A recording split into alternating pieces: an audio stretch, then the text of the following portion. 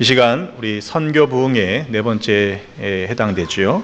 우리 믿는 자여 어찌할꼬라는 제목으로 우리 강사 목사님, 정수 목사님 나오셔서 말씀 주실 때 큰 은혜의 시간 되시기를 바랍니다. 우리 할렐루야로 모시겠습니다. 할렐루야.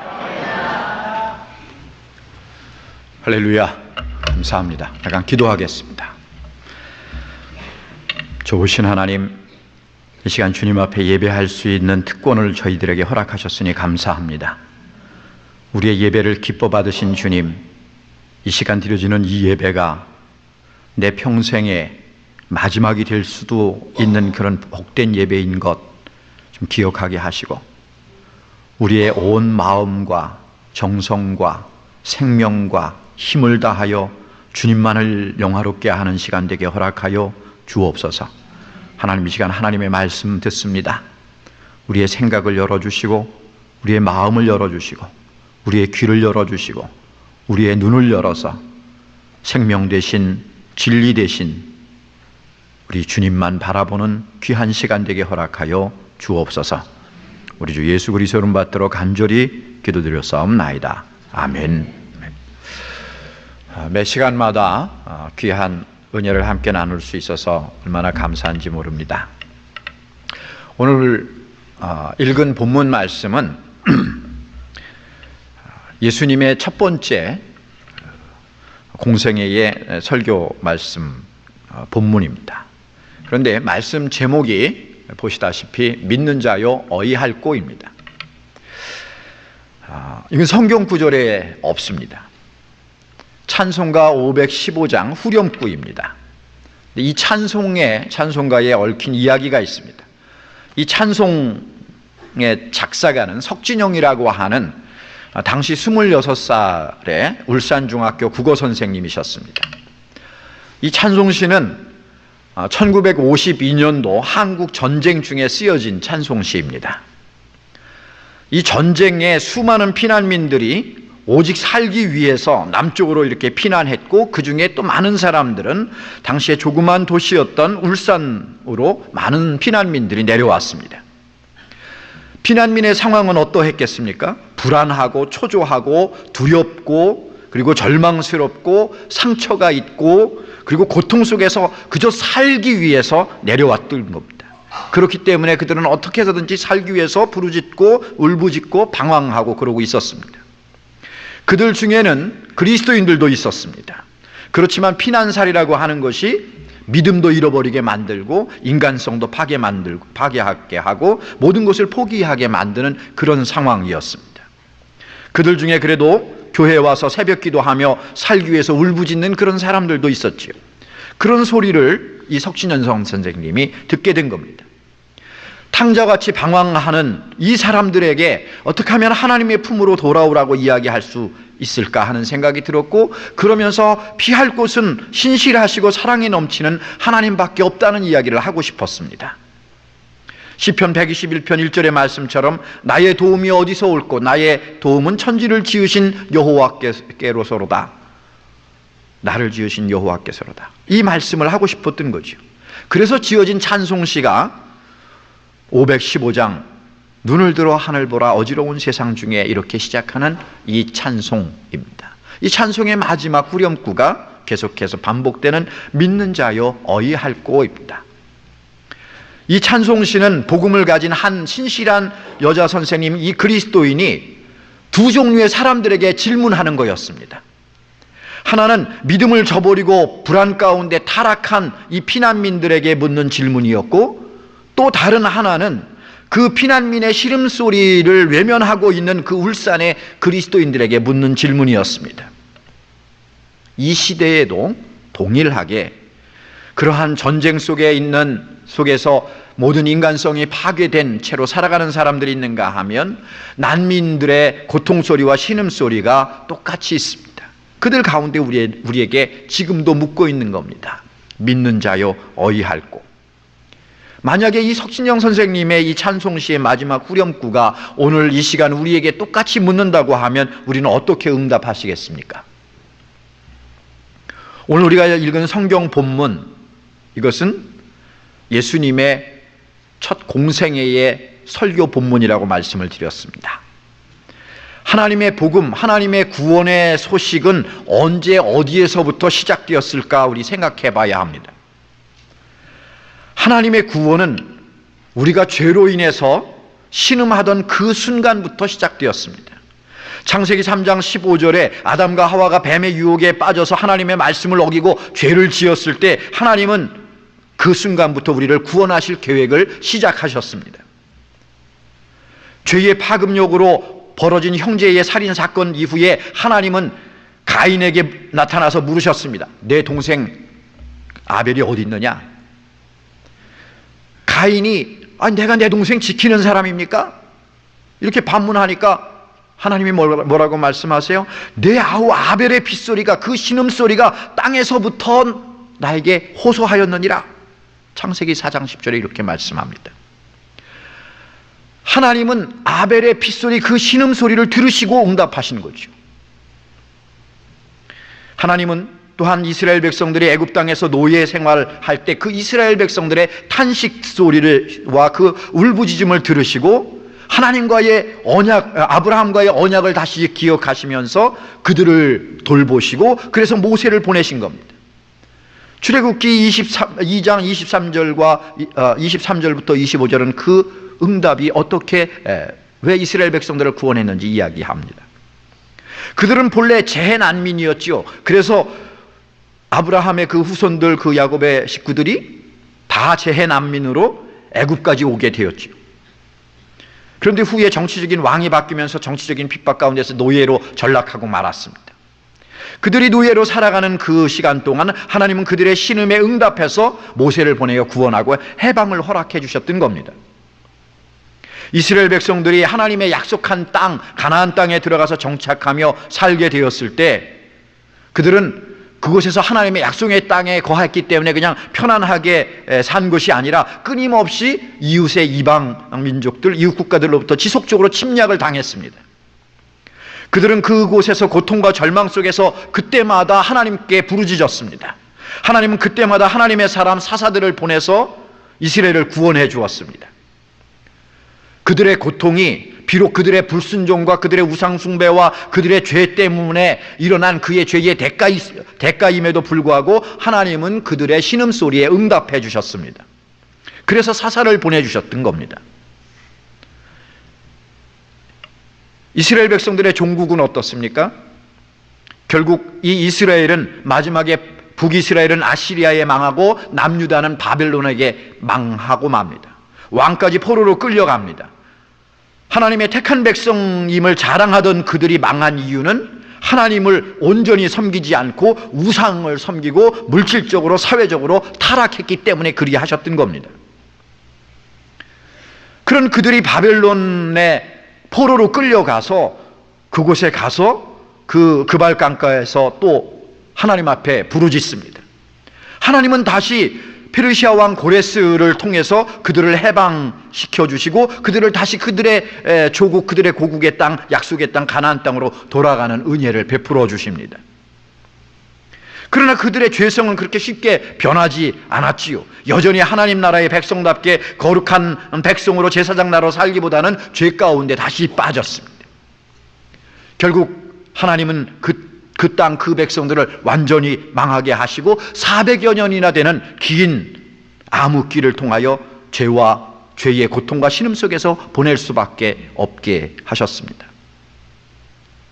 그런데 그렇게 또 그냥 내버려 두고 끝낸 게 아니라 우리 하나님은 이 죄와 사망의 어둠을 뚫고 이 땅에 당신이 직접 빛으로 친히 오셔서 우리를 구원하시기로, 새 이스라엘을 구원하시기로 약정하셨습니다.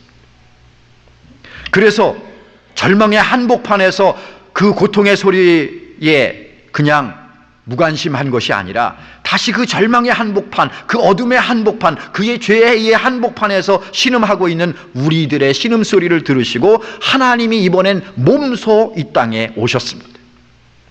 친히 이 땅에 인간의 몸을 입으시고 오셨어요. 왜 자꾸 하나님은 하나님의 사람을 보내시더니 이제는 당신이 스스로 직접 오셨을까요? 우리가 죄로 인하여 신음하는 것을 결코 듣고 계실 수가 없으셨기 때문에 그렇습니다. 하나님께서 우리 피조물들로부터, 우리 인생들로부터 듣고 싶은 것은 울부짖는 소리, 고통의 신음소리가 아닙니다. 우리 하나님은 우리로부터 영광을 받으시길 원하십니다. 우리 하나님은 우리로부터 예배를 받으시길 원하십니다. 우리 하나님은 우리를 통하여 찬송받으시길 원하십니다. 오늘 참 템파 연합감리교회는 정말 찬송을 잘하시는 것 같아요. 오늘 성가대 찬송이 그냥 계속 그것만 듣고 있고 싶더라고요. 굳이 제가 설교를 안 해도 찬송 소리만 계속 듣고 싶은데, 사람의 마음도 그런데 그렇지 않아요?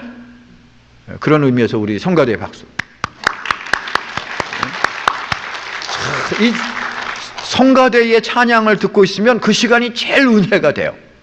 진짜 성가대의 저 찬송과 저 가사와 저 하모니와 저거 듣고 있으면 그냥 예배 다 끝난 것 같아. 근데 하나님은 그런 소리를 듣고 싶은 거예요.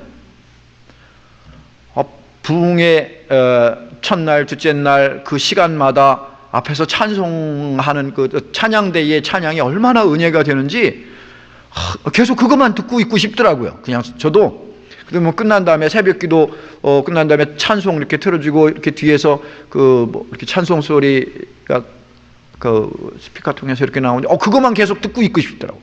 그게 더 은혜가 돼, 내 설교보다. 아니 저도 그런데 우리 하나님은 어떠시겠어요? 우리 하나님이 듣고 싶은 소리는 세상의 신음소리, 고통소리 그런 게 아니에요. 찬송소리인 줄로 믿습니다. 그러니까 어떻게 해서든지 하나님은 우리가 그 죄의 고통 속에서 건져서 회복시켜서 하나님을 기뻐하고 하나님을 경배하고 하나님께 감사하고 하나님을 예배하는 그 목소리로 바꿔놓기를 원하셨던 거예요. 그걸 원하셨기 때문에 신음소리를 그냥 둘 수 없으셨던 거예요. 그래서 친히 이 땅에 오셔서 첫 번째 설교 본문으로 딱 들으시고 읽으신 것이 오늘 우리가 읽은 본문 말씀이에요. 누가복음 4장의 이 말씀은 그렇게 우리에게 전해진 겁니다. 그 가운데 18절, 19절 주의 성령이 내게 임하셨으니 이는 가난한 자에게 복음을 전하게 하시려고 내게 기름을 부으시고 나를 보내사 포로된 자에게 자유를, 눈먼 자에게 다시 보게 함을 전파하며 눌린 자를 자유케 하고 주의 은혜의 해를 전파하게 하려 함이니라. 이 말씀, 이제 왜 하나님의 말씀이 육신이 되어서 대신 그 예수님께서 오셔서 이 첫 말씀으로 이사야 61장 1절 2절 말씀을 읽으시고 공생의 일을 시작하시며 말씀을 전하셨는지 이해가 되시지요? 오늘 성경 본문의 표현 그대로 하면 이 가난한 사람들이 부르짖는 그 부르짖음, 그것 때문입니다. 때문에 복음의 첫 번째 수혜자는 가난한 사람들일 수밖에 없는 거예요. 그런데 오늘 성경에 그 가난한 사람들이 어떤 사람이라고 그랬어요? 포로된 자들, 눈먼 자들, 눌린 자라고 예수님이 말씀하십니다. 이 가난한 자들에게 복음을 전하게 하시려고 오셨다는 거예요. 그래서 산상수훈의 팔복의 처음도 가난한 자들이 복이 있나니 이렇게 시작합니다. 가난한 자들은 히브리 말로 아나임, 그리스 말로는 프토코이라고 이야기하는데 1세기적인 이 의미는 뭐냐면 도시 거지들, 홈리스라는 그런 의미예요. 복음의 첫 수혜자들을 사회의 가장 밑바닥에 있는 사람들로 삼았다는 거예요. 왜요? 그 사람들은 항상 신음하고 고통 속에 있을 수밖에 없기 때문입니다. 그런데 그들에게 복음이 전해지면서 이사야의 예언이 성취되고 그리고 메시아가 오심을 보여주는 그런 사역이 가난한 자들, 버림받은 자들, 고통당하는 자들, 그런 사람들에게 복음이 전해지는 것을 보면서 알 수 있다는 거예요. 존 스토트 목사님이 이 부분에 대해서 이렇게 해석을 하셨더라고요. 이 가난함이라고 하는 건 문자 그대로 물질적인 가난함이다. 궁핍한 자들은 진짜 하나님 한 분밖에 피할 곳이 없다. 그건 스스로 살 길이, 다른 데는 구원받을 길이 없다는 사실을 확실히 알고 있고 하나님께서 전적으로 구원해 주실 것이라고 하는 것을 기대하면서 자신은 하나님께 주장할 것이 아무것도 없는 것을 깨달은 사람이다. 이렇게 이야기했어요. 하나님 앞에서 심령이 가난한 사람들을 위해서 찾아오셨다는 거예요. 그런데 그 심령이 가난한 사람들의 가장 근본적인 모습은 뭐냐면 물질적으로 가난해서 기대할 것이 없는 사람들이라는 거예요. 절박하게 하나님을 찾는 이들에게 기쁜 소식 복음이 주어졌다는 겁니다. 그렇기 때문에 천국에 들어가기 위해서 가난해져야 되는 것이 아니라 이미 심령이 가난하기 때문에 복이 있다는 거예요. 물질적으로 부하고 가난하고 그 자체를 이야기하려고 하는 것이 아니라 그 가난한 사람들의 심령의 상태가 어떤 것인가를 이야기하려고 하는 거예요. 그래서 그들에게 때문에 복음의 첫 수혜자는 가난한 사람들이었다는 건 그냥 당연한 거였어요. 그 당시에 하나님 나라에 들어간 사람은 스스로 부자라고 생각하는 사람도 아닙니다. 스스로 의롭다고 생각한 바리새인도 아니었고 무력으로 유대 독립을 위해서 투쟁하던 열심당원도 아니었습니다. 세리와 창녀 그리고 그들의 공동체에서 버림받은 부정한 병자들, 장애인들, 또 너무나 가난해서 아무것도 드릴 것도 없는, 또 이룰 능력도 없는 그런 사람들, 그래서 믿을 구석이라고는 하나님 한 분밖에 없는 그 사람들, 그래서 하나님의 자비만을 외치고 하나님의 긍휼만을 외쳐 구하는 그 사람들이 복음의 첫 번째 수혜자였다는 겁니다. 하나님은 이미 그들의 울부짖은 그 부르짖음을 듣고 계셨다는 겁니다. 제가 2주 전에 필리핀 깜덴 마을 빈민촌에 선교하고 계신 홍성욱 선교사님을 만났는데,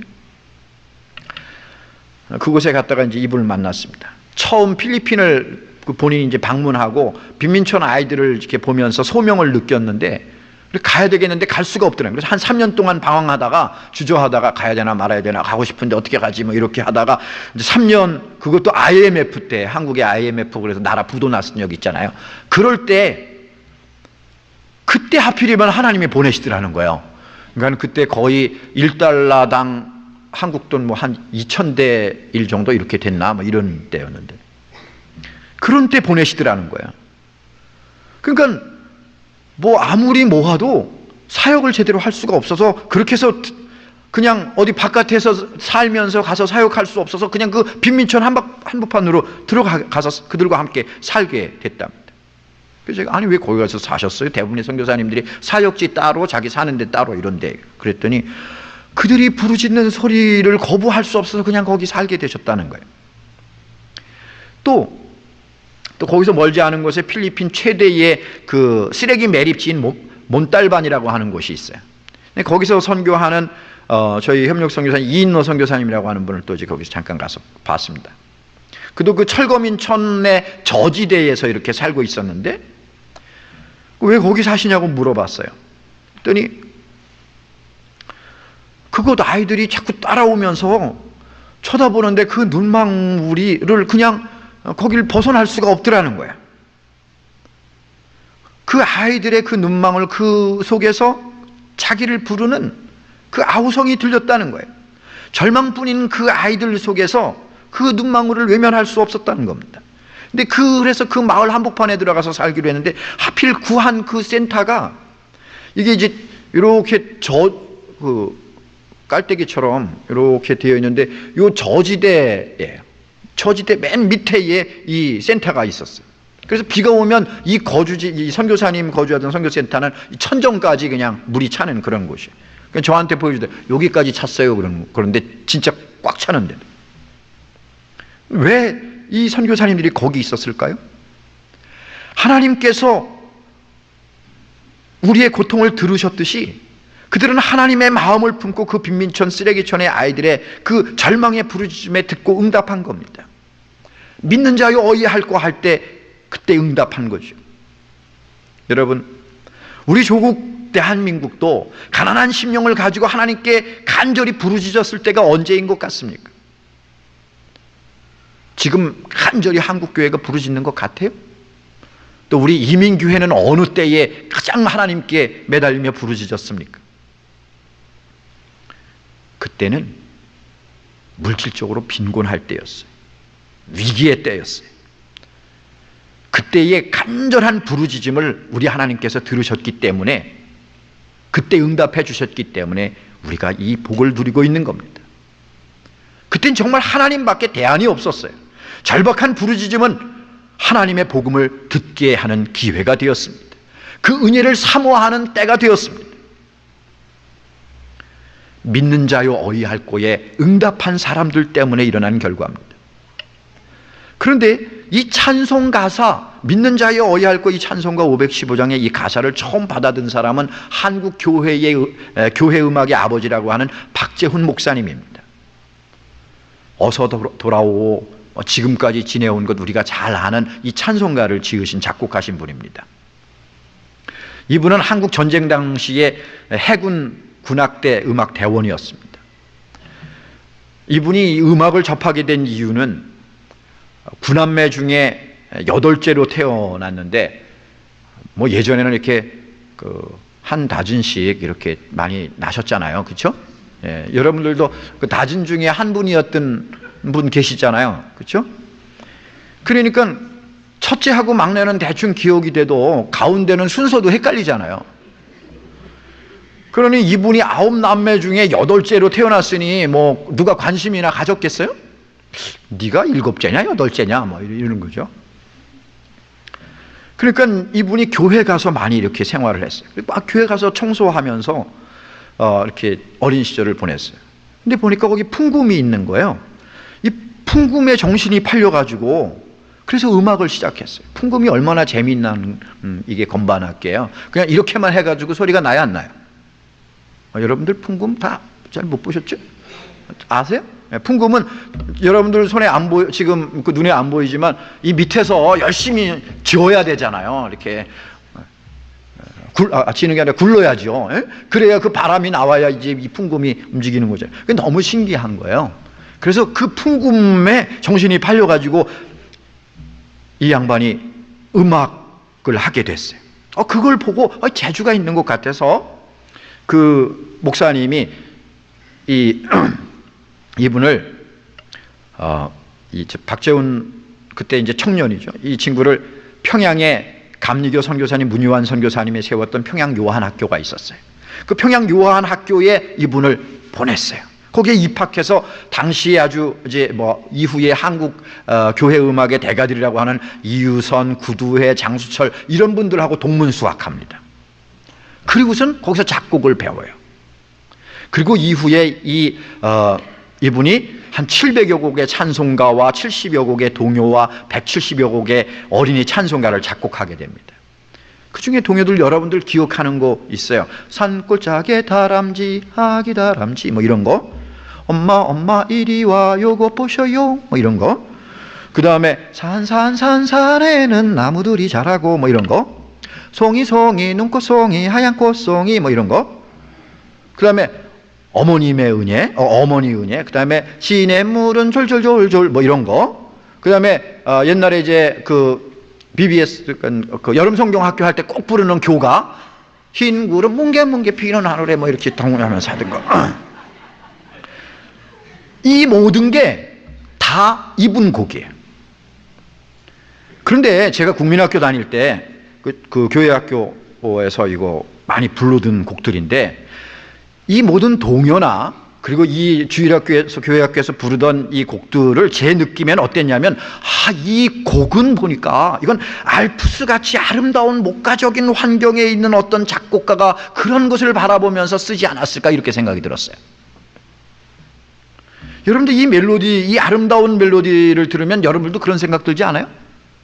그런데 놀라운 사실은 이 모든 곡들이 해방 이후에, 해방 후와 그리고 6.25 전쟁 전후에, 한국 전쟁 전후에 쓰여진 곡들이라는 거예요. 가장 아이들에게도 절망적인 상황이고 포탄이 왔다 갔다 하는 상황이고, 그리고 전쟁으로 다 모든 게 무너져서 폐허된 상황이고, 그래서 남은 게 없는 그러한 곳에서 지어진 상황이라는 거예요. 아름다운 그런 알프스 목가적인 환경이 아니라니까요. 왜 이런 곡들이 지어졌을까? 그런 시기에 절망뿐인, 고통뿐인 아무것도 희망할 거 없는 그 아이들에게, 그 시대의 그 전쟁통에 있는 아이들에게 희망과 믿음을 주기 위해서 작곡했기 때문에 그래요. 이 전쟁고아들을 향한 애끓는 마음을 가지고 하나님의 사랑을, 하나님의 그 소망을, 하나님의 그 기쁨을 주고 싶었던 거예요. 그렇게 지어진 곡이에요. 그런 분이셨기 때문에 이 석신영 선생님의 가사를 받아든 이 믿음의 사람, 이분은 그 믿는 자요 어이할꼬에 그 마음을 담아서 이 아름다운 찬송곡을 짓게 된 겁니다. 그 자신이 가지고 있는 달란트를 가지고 믿는 자요 어이할꼬에 응답하여 그 곡을 짓게 되었습니다. 가난한 자들의 그 무엇을 위해서 주님이 오셨을까요? 오늘 본문에 포로된 자에겐 자유를, 눈먼 자에겐 다시 보게 함을, 눌린 자를 자유케 하고 주의 은혜의 해를 전파하게 하려 하심이라 말씀합니다. 정치적인 압제를 포함해서 영적인 속박, 사단의 제압으로부터의 해방을 의미합니다. 악한 영과 죄의 세력에 눌려 사는 그런 백성들을 해방시키기 위해서 오셨다는 겁니다. 눈먼 자들이 다시 보게 한다고 하는 것은 회복의 선언입니다. 두려움과 영적 무지에서 영적인 광명을 보게 될 것이라고 선언하는 겁니다. 이렇게 해서 전인적인 구원과 회복을 위해서 오셨다는 겁니다.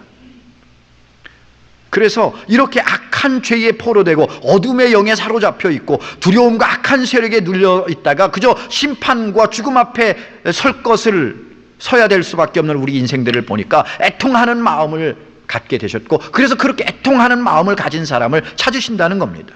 나의 죄 때문에 애통해야 하고 이웃의 멸망을 보면서 애통해야 하고 세상의 악함을 보면서 울며 그 절망의 부르짖음에 응답하는 사람을 우리 하나님은 찾으신다는 겁니다.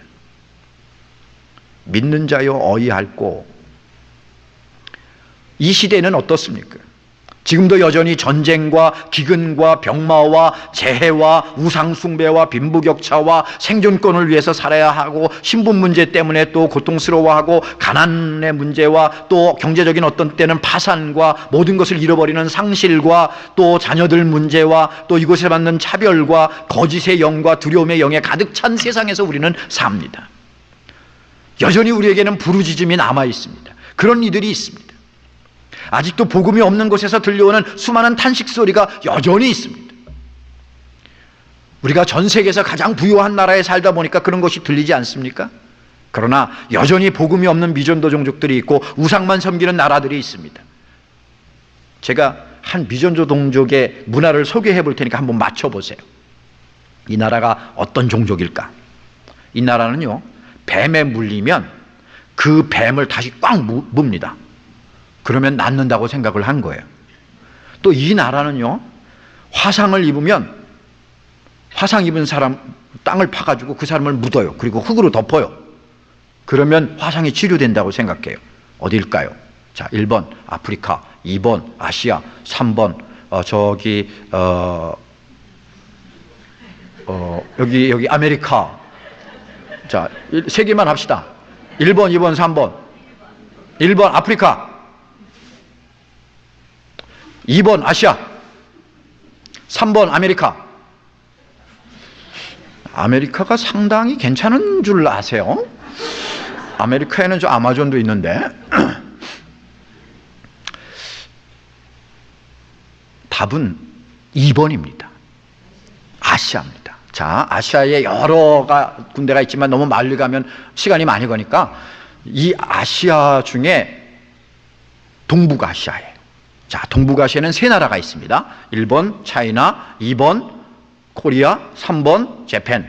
자, 1번 차이나, 2번 코리아, 3번 재팬.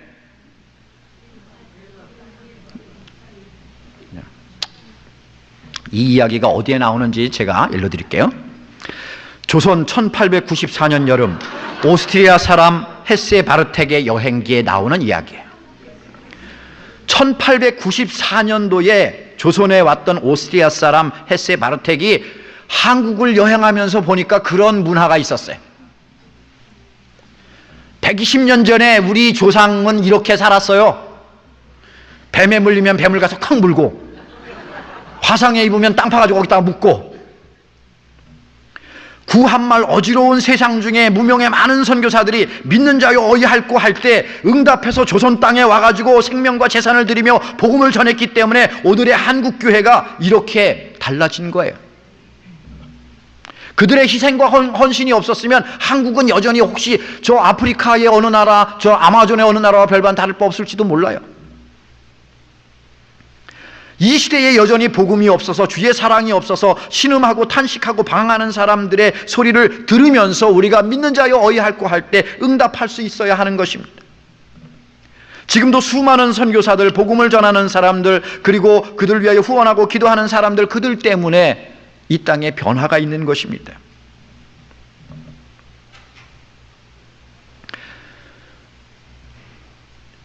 선교에 대한 책 중에 조선의 아이 옥분이라고 하는 이야기의 책이 있습니다. 이 책은 우리 감리교 그 여자 해외 선교부에서 파송했던 간호사 선교사님의 책인데, 필라델피아 출신인데 구타벨 선교사님이라고 하는 분이 있습니다. 이분이 1900년도 초에 감리교 여성 해외 선교부 파송으로 조선에 왔던 간호사 선교사님이셨는데, 그분이 자신의 기록을 모아서 The Happiest Girl in Korea라고 하는 책을 냈어요. 거기에 챕터 1, 2에 나오는 그 챕터 제목이 조선에서 가장 행복한 아이라는 거예요. 14살짜리 옥분이의 이야기인데, 이 아이는 가난한 가정에서 태어납니다. 너무 가난해서 부잣집의 종으로 팔려갑니다. 추운 겨울에 동상이 걸려서 더 이상 일할 수 없으니까 주인이 선교사 병원에다 갖다 버립니다. 그래서 잘 치료되면 돌아오고 아니면 말고, 이렇게 한 마음으로. 그런데 치료 중에 두 손과 한쪽 발이 절단할 수밖에 없게 됩니다. 1년 동안 그 선교 병원에 있었습니다. 1년이 지난 후에 자기를 돌봐주던 선교사 구타벨이 이제 고향으로 돌아간다는 이야기를 듣게 됩니다. 그래서 선교사님한테 가서 이야기합니다. 자신에게 그렇게 크리스마스 추리와 선물을 보내준 그 고마운 분들한테 조선에서 제일 행복한 소년이 이렇게 소녀가 고마운 마음을 전한다고 이렇게 전해주세요, 이렇게 얘기를 했어요. 선교사님이 보니까 그래도 선교사지만 이렇게 겉으로 딱 이렇게 스캔이 되잖아요. 행복해 보여요?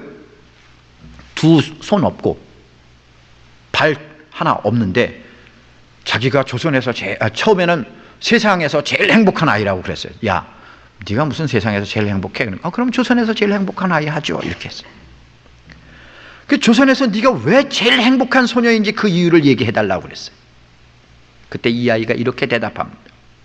첫째, 제 모든 고통이 두 손과 발이 없어지면서 다 사라졌어요. 두 번째, 제가 여기에 온 이후로 한 번도 매를 맞은 적이 없어요. 세 번째, 제가 이 선교병원에 들어온 이후로 한 번도 배고픈 적이 없어요. 네 번째, 어떤 선교사님이 이야기하는데 다시 주인한테 안 돌아가도 된대요. 다섯 번째, 제가 이 세상에서 가장 아름다운 것을 보았는데 그것은 크리스마스 추리였어요. 이렇게 예쁜 건 처음 봐요. 여섯 번째, 예수님께 기도하면 손과 발이 다 있는 다른 사람들에게 그랬던 것처럼 내 죄도 씻어주신대요. 두 손과 발 하나가 없는 저도 예수님이 사랑하신대요. 그래서 제가 간절히 기도했더니 예수님께서 정말 내 기도를 들어주셨어요. 그리고 내 죄를 다 가져가 주셨어요. 그리고 저는 제 마음 깊은 곳에서부터 저를 사랑한다는 사실을 알게 됐어요. 구타벨 선교사님, 이 정도면 충분하지 않나요? 그러니 그분들에게 진심으로 고맙다는 이야기를 꼭 전해주세요. 누가요? 조선에서 제일 행복한 소녀가. 오늘도 세계 곳곳에서 여러분들이 기도하고 후원하는 그 선교사님들과, 그리고 그들이 전하는 복음과 그들이 전하는 그리스도의 사랑 때문에 그 나라에서 가장 불행하다고 생각할 수밖에 없는 그 어떤 아이들이 나는 세상에서 가장 행복한 아이라고 고백하면서 자라가고 있습니다. 하루에 1불이면 한 아이를 행복하게 할 수 있다는 얘기입니다. 한 아이를 살릴 수 있다는 겁니다. 여러분, 우리의 삶의 지출의 우선순위를 어디에 두고 사십니까? 우리에게 있어서 하루 1불은 나를 그렇게 행복하게 만들지 못하잖아요.